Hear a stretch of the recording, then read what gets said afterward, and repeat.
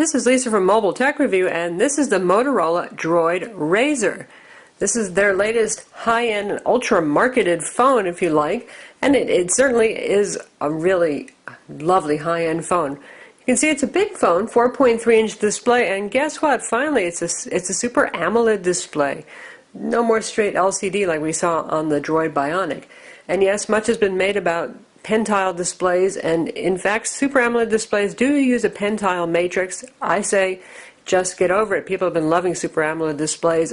It's not like you're going to see pixels barn door fashion or a whole lot of color fringing. It's a really lovely, colorful, vivid display. What's so special about the phone? Well, it's supremely thin. Look at that. This is one of the thinnest smartphones ever, and it's even thinner than the Samsung Galaxy S2, and that was one skinny phone. Now, it does get a little bit thicker over here. It's 7.1 millimeters at its thinnest point, but we do have the hump here for the camera, typical of Motorola, and well, they do need space to actually put that camera module. Speaking of that, that's an 8 megapixel shooter up here. It can shoot 1080p video, and it has an LED flash.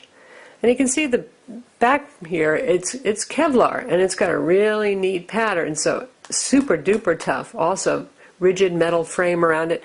Really durable phone. Just because it's skinny doesn't mean it's going to be delicate and breakable. Up top here we have exposed ports, and I actually like that a lot. That's no fiddly doors, that kind of thing. You know, we've got the micro HDMI and the micro USB ports here, 3.5 millimeter stereo headphone jack as well. On this side, we've got a little door that does cover things that you probably won't have to access quite so often. The LTE SIM card slot is here, and then we've got the micro SD card slot, and a 16 gig card is included. Nothing on the bottom to see there. Capacitive buttons on the front. Even the packaging is fairly high-end. You've got the spooky Droid eye on the box here, and there's a slip cover that slides off, and inside you've got Droid RAZR right here, and it's actually like almost feels like a soft touch box. It's pretty cool. Open it up. Phone goes in that compartment here. Take it out, and you've got woohoo, the usual small compact charger and a USB cable, printed material. This is a 4G LTE phone. Of course, it has EVDO Rev A. 3G for fallback when not in an LTE coverage area, and reception has been about 5 dB stronger for 4G versus the Bionic. I notice the Bionic is more willing to grab onto a low, weak LTE signal than the RAZR is, but the RAZR will get stronger signal once it latches on. We also saw slightly faster data speeds, and we'll get into that later. The Droid RAZR runs Android OS 2.3.5 Gingerbread on a 1.2 GHz TI OMAP dual-core CPU with hardware graphics acceleration. It has a gig of internal memory, and Motorola tends to use a gig of RAM whenever they have a web-top compatible device. And this is in fact compatible with the Lapdock 100 and the Lapdock 500 accessories and all those nice little web-top things that Motorola makes. Now, for those of you who don't know, web-top is a minimalist version of Linux that can power the Lapdock, which is sort of like the shell of a notebook computer, 11.6 inch, and then there's a bigger one now as well. So you can stick this in, use the Firefox web browser, a file manager, and run your Android apps in a window in that environment. The phone has Wi-Fi 802.11 BGN, Bluetooth 4.0, and a GPS. Motorola has said the phone will be upgradable to Ice Cream Sandwich next year. They said about 6 weeks after Google makes the push and releases it that they'll start upgrading their phones, and this guy is on the list, which is good because it is their current high-end flagship phone. It has 16 gigs of internal storage, and Verizon also includes a 16 gig micro SD card in addition, so you got 32 gigs of storage minus whatever the operating system and files are using in internal memory. You never get the full 16 gigs when it says 16 gigs. Phone has a 1780 milliamp battery, which is a pretty good sized battery since this is an LTE phone. It needs it. Now, how do they make this guy so slim? By getting rid of the removable battery. That's right, it's sealed inside. And those of you who've been using Verizon LTE phones know how they love to suck the power when you have LTE turned on. So far, this has been fairly power efficient as LTE phones go. It has a single chip design for the LTE radio, which is a first, and that should reduce power consumption. But still, if you're a heavy phone user, you're probably not going to make it through the day. If you're a moderate to light user, yes, you should make it until you get home and plug it into the charger. Motorola has some power-saving utilities to kind of help with that. You can do things like turn off data syncing and other stuff. And they've got this nifty Smart Actions thing, which is really about more than just saving battery power. So you can see, get an idea of things you can do. They have home, work. You can have different settings. So there, for when you're working out, you can run it in battery extender mode or nighttime battery saver mode. You can set it for a quiet location. It can use a GPS and actually figure out where you are, and it'll know to shut off the ringer. You can set it to shut off the ringer when you go to bed, and have it turn on automatically, set on a schedule, of course, when you get up. And all in all, it's a pretty impressive, versatile thing, and we'll have to test this for a few more days to see how much of a difference that can make with battery. In terms of reception and call quality, well, you can see first, here's the big dialer, huge, it's very easy to use, and you've got the standard access to recent calls, your contacts, and your favorites up here. Speakerphone. And if you're in a call, you can do things like hand off to Bluetooth and all that. Reception has been a little bit better, like I said, on LTE than the Droid Bionic. And they're about the same on 3G and 1X, which is to say very strong. Motorola is good at RF. But one thing you'll notice here, right now the phone's dropped to 3G. And that's pretty weird because we did have 2 bars of LTE and about a 93 dB signal, which isn't a great signal, but not that bad. It seems to drop down to 3G a little bit more often than the Bionic does. So far, that hasn't killed the data connection. That has been a problem with the Bionic. When it switches back and forth between 3G and 4G, sometimes you lose the data connection. That hasn't happened yet. And we'll keep testing for that, believe me, because I am a Bionic owner, and I would love to see if there is a solution to that problem. It's not uncommon with LTE phones. Though the phone is very thin, it doesn't get terribly hot, but with any phone that is thin, you'll feel some heat transfer, typically across the back here. Since this isn't metal, unlike some of the Motorola's that have metal back battery doors, it doesn't transfer heat in as aggressive a way, so you won't feel as much warmth, but you will notice that it gets warm if you've been doing something like streaming flash video for quite some time or playing videos. The 8-megapixel shooter back here takes decent shots. You know, it used to be that HTC was the one we made fun of for their mediocre cameras, and now Motorola really needs to step things up because HTC has some really solid cameras. Samsung makes great cameras. And this one's not bad, but colors tend to not have the same level of really deep saturation and contrast. Speed is a bit improved over the Bionic, though, and we'll check that out. We'll set up a shot here using the beautiful Bionic box. And you can see here's your shutter button. Hunts a little and then focuses. And once it gets the hang of it, it's pretty good. And the camera launch time was not too terrible. You can also shoot 1080p video.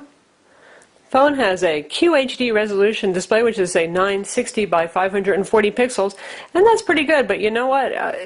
This is one of 3 superphones that Verizon's introducing for the holiday season, and the others being the HTC Resound and the Samsung Galaxy Nexus, both of which have 720p displays. That means 1280 by 720. So, well, the resolution isn't that impressive on this phone anymore. The Galaxy Nexus, like this, has a Super AMOLED display. That is Super AMOLED, not Super AMOLED Plus. They both just have straight Super AMOLED. And the HTC Resound will have their usual Super LCD display. When we get those in, we'll be sure to do a comparison. In the meantime, here it is next to the also 4.3-inch Droid Bionic on the left. And colors are much brighter, of course, on the RAZR because it has a Super AMOLED display. But the original Droid Bionic does get a tad brighter. Now, both are plenty bright enough, but the Bionic's brightness can be useful if you're using it outdoors. That said, I have not had any problems using the RAZR outdoors on a sunny day. In terms of size, the RAZR is a little bit bigger, but you know, not all that big. Some folks have been saying, oh boy, it's such a handful. Well, here they are right on top of each other, and you can see the size is really close. The big difference is going to come in thickness. I mean, the Bionic was a pretty slim phone at the time. They were making a big deal about how it was the thinnest LTE phone, but look at the difference in these two. A lot thinner. And now we're going to compare it to the Samsung Galaxy S2. This is the 4.5-inch display size from T-Mobile, and they're both very big phones, about the same size in terms of footprint.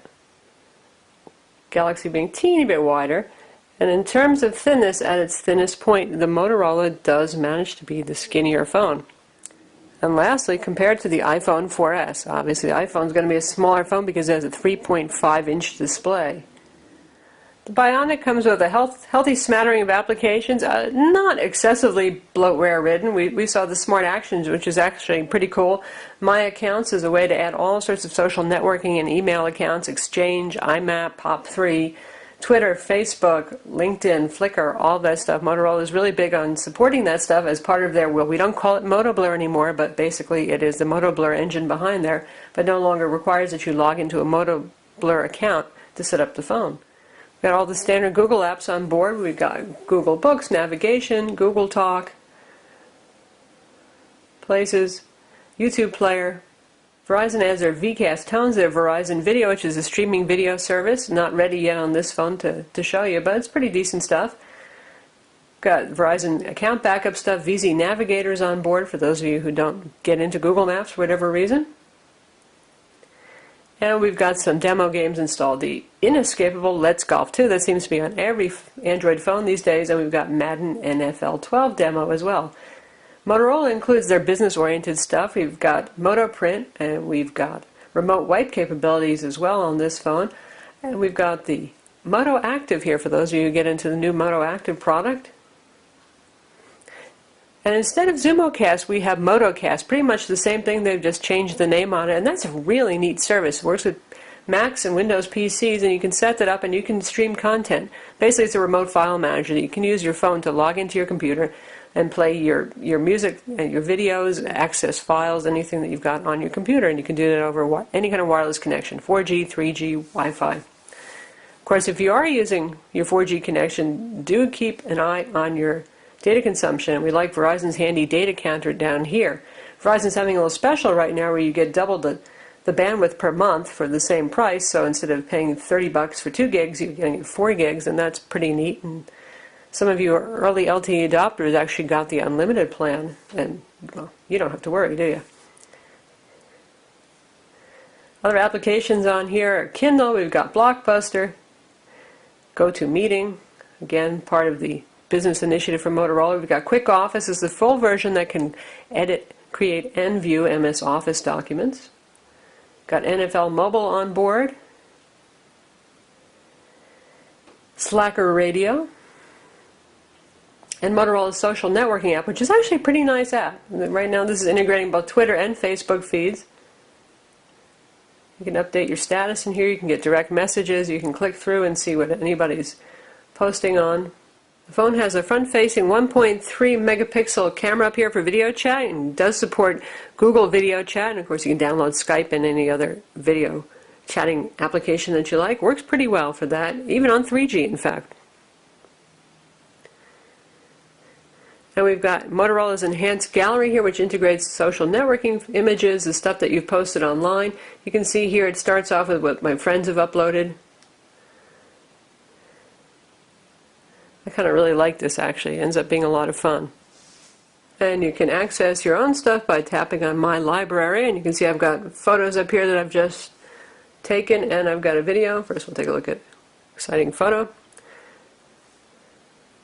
You can go back, and here's a video. And we're going to test out 1080p high profile playback. Now, this is not a 1080p display, so obviously you probably really wouldn't be wanting to do that, but plug in the HDMI cable to your TV or your monitor, and then there's a good reason to use that.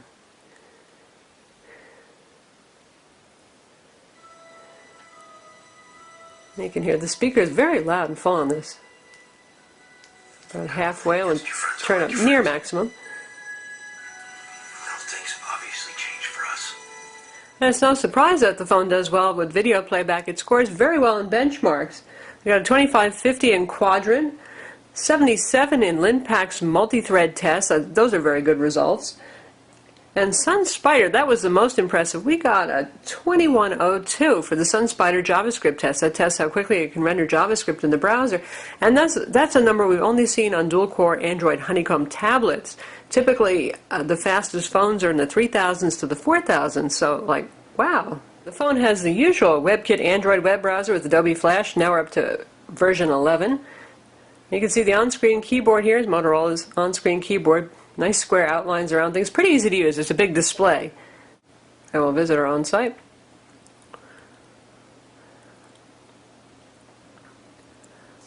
And that was actually again over 3G, since our 4G has been a little weird today. Beautiful, vibrant colors.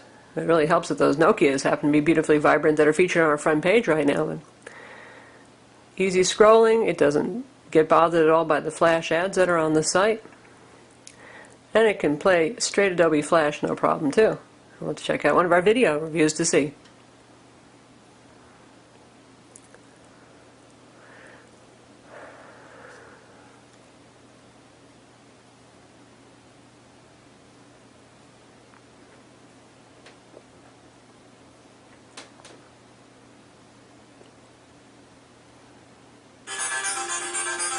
Loudspeaker.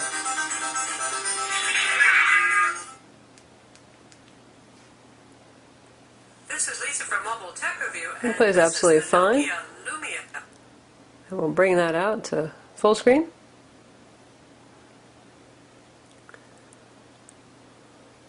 Timer there so you can see. It does. And it's playing pretty well, even over Verizon's 3G network. Definitely the phone's up to the task. Fast phone. Review it. Lastly, let's check out Netflix. I know a lot of you are Netflix fans. Alright, so here we are on the usual Netflix mobile version of the application, and we're going to play video. And now we're back on 4G network. Well, when I think about the logistics, the various hoops that you're going to have A little blocky at first until it buffers up. to say, is it likely? No, it's not likely. You know, but Nice speaker. Speaker is great for voice calls, and in general this has great voice quality for calls using the earpiece. So that's the Motorola Droid RAZR. It's going to be available from Verizon for $299 with contract on November 11th at 11:11 a.m. There goes some marketing for you, huh? It's a lovely phone. We're going to compare it particularly to the Bionic in the coming weeks. I know a lot of you recently got a Bionic and are wondering if you got the right phone, if this one would suit you better. So we'll see what long-term battery life is like in light of the fact that you can't swap another battery in or get the extended battery as you can with the Motorola Droid Bionic. And we'll also pay attention to the connection on 3G and 4G. As I said, if you're in a weak coverage area, this seems to prefer 3G more strongly than some other Verizon LTE phones like the Bionic, but we haven't had any trouble so far with any data connection drops when it switches back and forth. I'm Lisa from Mobile Tech Review, and visit our website to read the full review of the Motorola Droid RAZR.